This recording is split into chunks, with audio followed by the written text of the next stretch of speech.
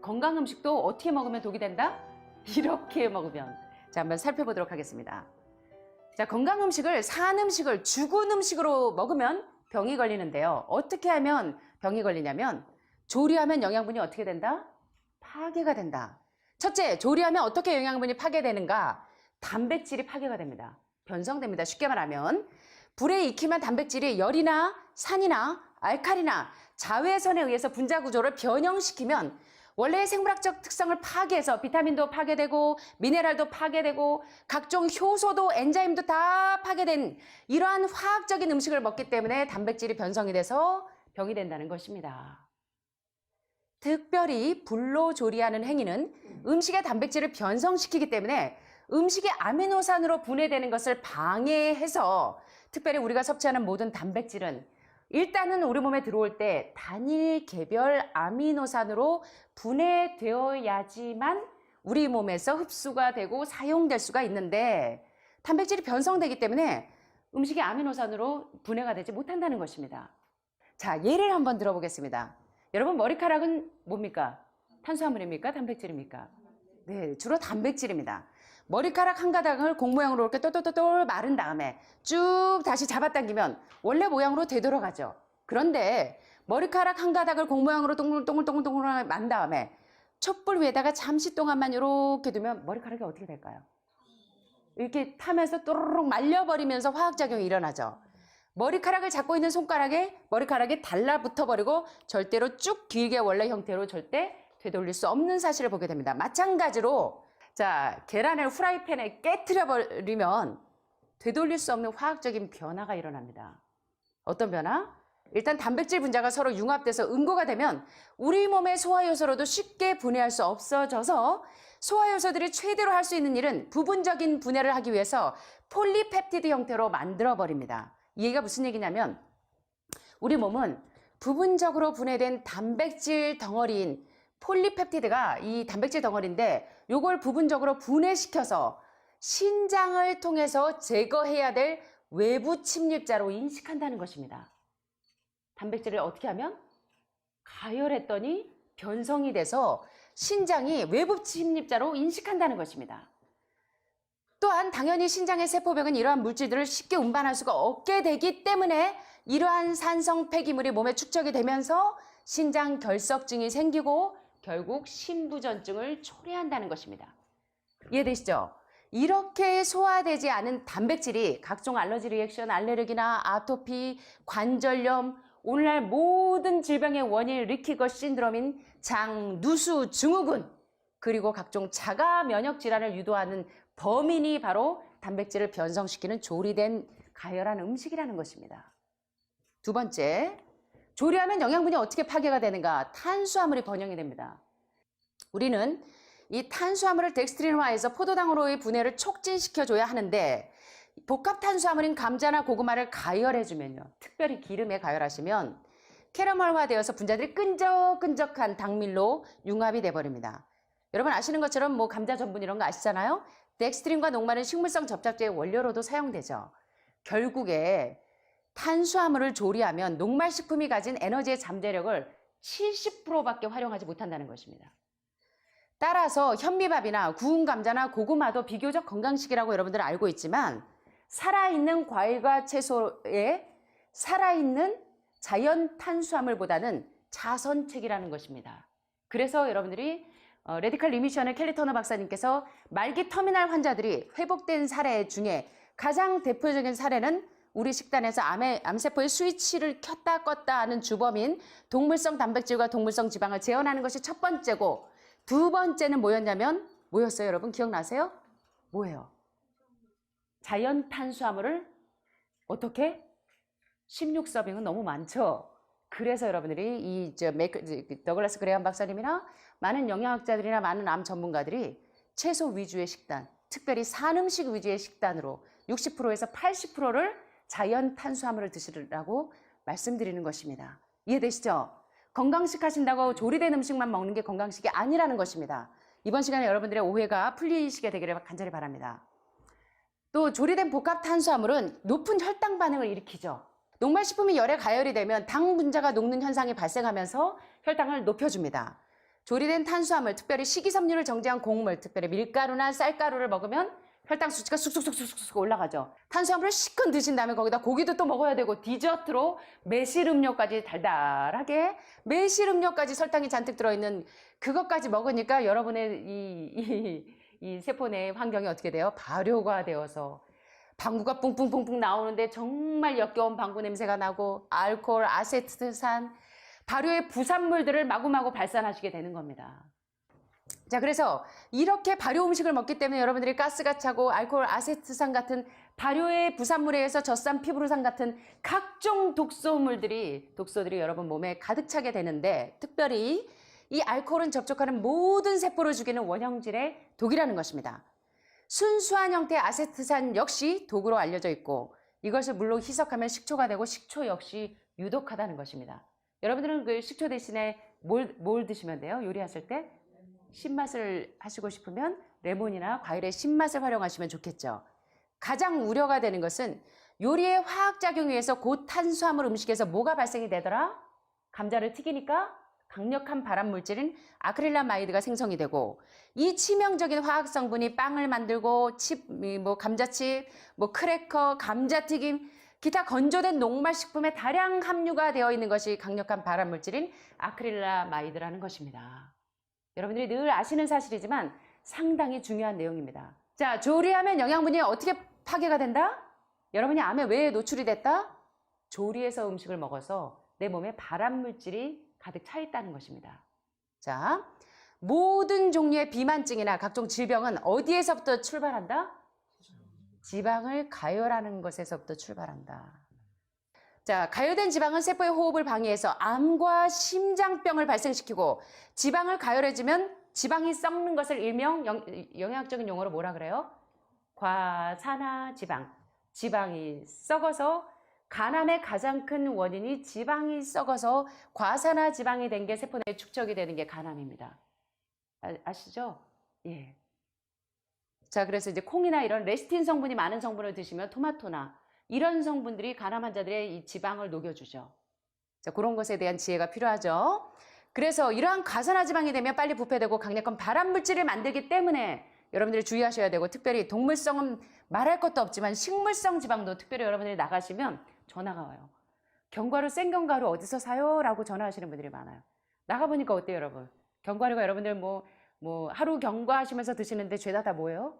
볶은 견과, 발암물질, 드글드글. 그래서 생견과를 드시는 게 좋습니다. 견과류 아침에도 10개, 점심에도 10개, 저녁에도 10개 아닙니다. 견과류 지방 섭취 몇 프로? 더글라스 그레함 박사님?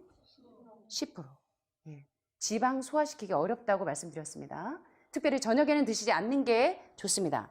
그래서 이러한 고온의 조리법으로 기름에 튀기고 볶고 지지고 게다가 숯불구이까지. 이 지방을 가열하면 아크로린이나 탄화수소, 니트로사민, 가장 강력한 발암물질인 벤조피렌, 이런 발암물질이 뜨글뜨글한 음식을 드셔서 여러분들이 병들었다는 것입니다. 죄송하지만. 자, 이제 건강해지셔야 됩니다. 어떻게 해야 될까요? 발암물질들 없는 식단을 꾸미셔야 됩니다. 불포화 식물성 지방이나 각종 기름을 가열하면 특별히 패스트푸드점의 햄버거 패티, 이러한 햄버거 안에 있는 패티 이런 거 고기 막 이런 거 튀겨가지고 막 이런 넣은 햄버거 속에 있는 그런 속들, 이게 바로 CIS 결합이 트랜스 결합으로 만들고 트랜스 지방을 만들어서 현대인들의 건강을 위협하는 가장 악명 높은 벤조피렌을 만든다는 것입니다. 자, 그래서 여러분이 건강식을 만드는 비결을 배우셔야 되고요. 조리하면 영양분을 또 파괴시키는데 무엇을 파괴시킨다? 수분을 빼앗긴다는 것입니다. 이거 여러분 좀 진지하게 생각하셔야 됩니다. 그래서 여러분들이 가열 음식에 대해서 굉장히 진지해지셔야 되는데 만약 여러분이 오븐을 사용하시더라도 기름을 볶는 거를 사용하시지 않으려고 오븐을 사용하시는 분들이 많아요. 건강 요리 하시는 분들이. 대신 수분을 뺏기지 않기 위해서 어떤 오븐을 쓰셔야 되냐면 무슨 오븐? 스팀 오븐을 쓰시는 게 더 유익하다는 것입니다. 이해되시죠? 스팀 오븐이나 증기 스팀을 사용하시면 되겠죠. 우리가 섭취하는 것 중에 가장 부피가 큰 것은 산소고 그 다음이 수분인데요. 불을 가열해서 조리해지면 그 음식의 수분을 빼앗기 때문에 말린 음식, 건조 음식보다도 여러분들 수분을 뺏기지 않는 음식을 드시는 게 더 효과적입니다. 다시 말하면 자두를 드실 때도 생자두를 드시는 게 좋아요. 그러나 자두가 빨리 상할 것 같을 때는 우리가 건조시켜서 쓰시는 것도 한 지혜겠지만 가급적이면 여러분들은 건조 음식보다는 영양소가 살아있는 산 음식 그대로 드시는 게 영양학적 가치가 높고 여러분들의 몸을 건강하게 한다는 것입니다. 여러분, 여기서 세상에서 가장 강력한 정수기가 있습니다. 자, 식수를 정화하거나 구하려는 모든 노력은 가장 강력한 완벽한 정수기인 과일과 채소 속에 들어있는 정수기를 따라갈 수 없다는 것입니다. 과일과 채소 속에 있는 물이 세상에서 가장 깨끗한 물이라는 것입니다. 자, 게다가 가장 중요한 많은 콜린 캠벨 교수님이나 많은 영양학자들이 이 매직 블렌, 암 환자들을 살리는 단백질, 지방, 탄수화물이 아니라 정말로 우리에게 필요한 영양소는 바로 미세 영양소인 비타민, 미네랄, 효소, 엔자임, 파괴되지 않는 식사로 먹는데 이것을 일컬어 매직 블렌, 마법의 미사일이다. 암 환자에게 모든 세포를 저격할 수 있는 마법의 탄환, 매직 블렛이 바로 비타민이나 미네랄이나 살아있는 엔자임, 효소라고 말씀하시는데 이런 미네랄이나 비타민은 다 파괴시켜서 가열하시고 조리하시면 될까요? 안 될까요? 흉수가 차신 분들, 복수가 차신 분들 어떻게 하셔야 돼요? 살아있는 음식을 드셔야 된다는 겁니다. 이해되시죠? 자, 특별히 음식에 들어있는 소화효소는 섭씨 50도, 48도, 로푸드는요. 그래서 48도 이하에서 가열해서 먹습니다. 그래서 이제 제가 이제 요리 강습할 때 여러분들이 들어오셔서 이 가열하지 않으면서 우리 몸에 잘 흡수시킬 수 있는 영양소가 파괴되지 않은 그런 음식을 먹는 방법을 배우셔야 됩니다. 자, 영양소는 특별히 소화효소는 섭씨 50도 정도에서 파괴되고 비타민과 미네랄도 파괴되기 때문에 가열 음식을 먹은 다음에 여러분들이 자꾸 목이 말라 물을 벌컥벌컥 마시는 이유는 뭐냐면 뭐 때문에 그래요? 음식을 가열하니까 영양소가 없어. 특별히 어떤 영양소?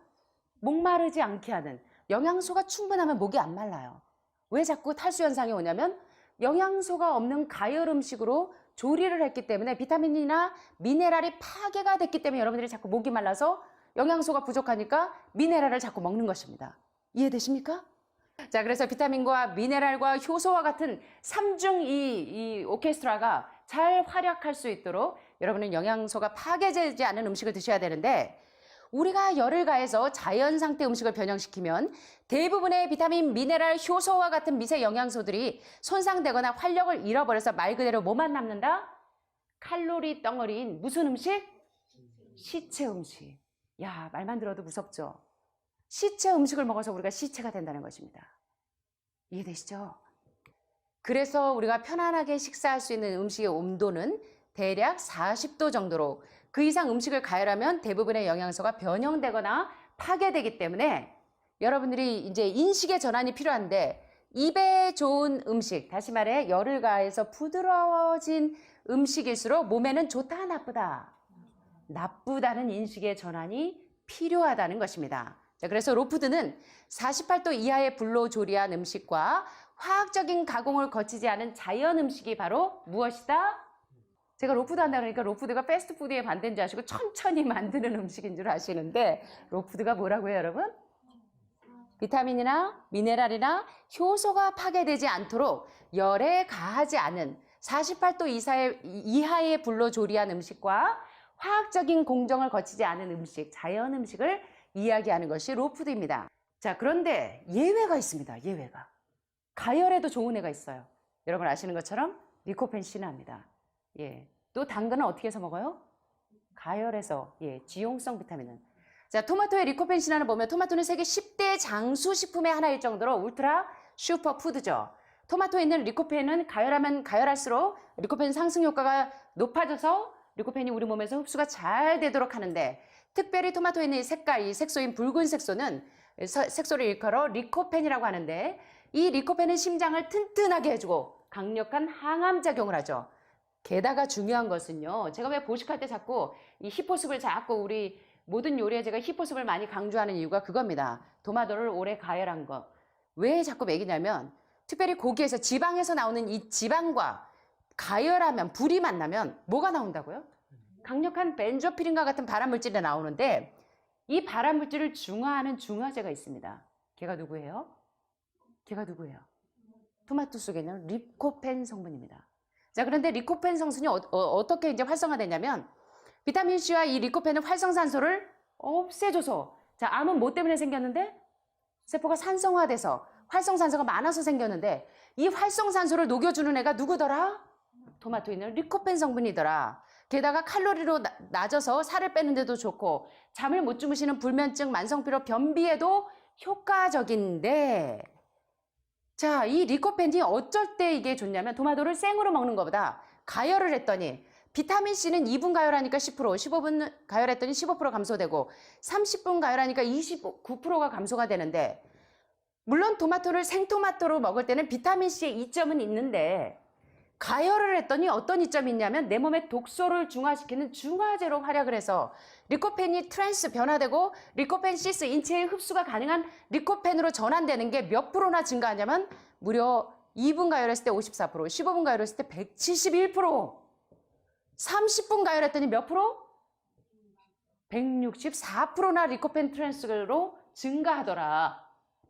게다가 리코펜 시스, 우리 몸에서 흡수가 가능한 리코펜으로 전환이 되는 걸 2분 가열했을 때는 6%, 15분 가열했을 때는 17%, 30분 가열했더니 몇 프로가 늘더라? 35%가 증가하더라. 그래서 리코펜이 상승되니까 심장질환이 어떻게 예방이 되냐면 30분을 가열했을 때는 64%나 심장질환이 없어지더라. 이해되십니까? 결론적으로 대부분은 조리하지 않은 자연 탄수화물 그대로 영양소가 살아있는 음식을 먹는 것이 유익하지만 어떤 것들은 예외적인 것이 있는데 바로 토마토에 리코펜 신화가 있고요. 또 철분과 베타카로틴 대표적인 게 뭐가 있죠? 또 단호박, 예, 녹황색 채소. 거기 이 단호박이나 당근과 같은 베타카로틴은 어떻게 해서 드시는 게 더 효과적이더라? 살짝 가열해서 드시는 것이 더 리코펜 상승 효과를 높여서 우리 몸에 유익하다는 것입니다. 이해되시죠?